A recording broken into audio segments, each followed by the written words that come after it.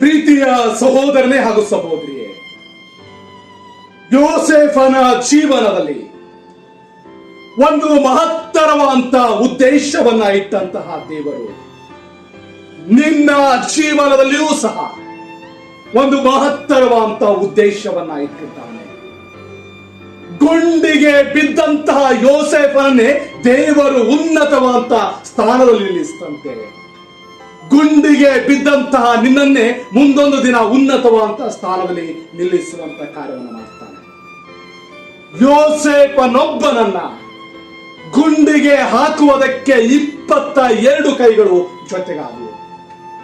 ಆದ್ರೆ ಯೋಸೇಫನನ್ನ ಗುಂಡಿಯಿಂದ ಮೇಲಕ್ಕೆತ್ತುವುದಕ್ಕೆ ದೇವರ ಏಕೈಕ ಕೈ ಸಹಾಯಕವಾಯಿತು. ನಿನ್ನನ್ನ ಗುಂಡಿಗೆ ಹಾಕುವುದಕ್ಕೆ ಅನೇಕ ಕೈಗಳು ಒಂದಾಗಿದ್ದರೂ ಸಹ ದೇವರ ಏಕೈಕ ಕೈ ನಿನ್ನನ್ನ ಗುಂಡಿಯಿಂದ ಮೇಲಕ್ಕೆ ಎತ್ತಿ ನಿಲ್ಲಿಸುತ್ತಾರೆ. ಯೋಸೇಫನಿಗೆ ಸಹಾಯವನ್ನ ಮಾಡುವುದಕ್ಕೆ ಯಾವೊಬ್ಬ ವ್ಯಕ್ತಿಯೂ ಕೂಡ ಆತನ ಹತ್ತಿರ ಬರಲೇ ಇಲ್ಲ. ಆದರೆ ಮುಂದೊಂದು ದಿನ ಯೋಸೇಫನ ಜೀವಿತವನ್ನ ದೇವರು ಅನೇಕ ವ್ಯಕ್ತಿಗಳಿಗೆ ಸಹಾಯಕವಾಗುವಂತ ಜೀವಿತವನ್ನ ಮಾಡಿದ. ನಿನ್ನ ಜೀವಿತದಲ್ಲಿಯೂ ಕೂಡ ಯಾರೂ ಸಹಾಯಕ್ಕೆ ಬಾರದಿದ್ದರೂ ಕೂಡ ಮುಂದೊಂದು ದಿನ ನನ್ನ ಜೀವಿತವನ್ನ ದೇವರು ಅನೇಕರಿಗೆ ಸಹಾಯ ಮಾಡುವಂತ ಜೀವಿತವನ್ನಾಗಿ ಮಾರ್ಪಡಿಸುತ್ತಾನೆ. ಯೋಸೇಫ ನಡೆದಂತಹ ದಾರಿ ಎಷ್ಟು ಕಷ್ಟದ್ದಾಗಿತ್ತು.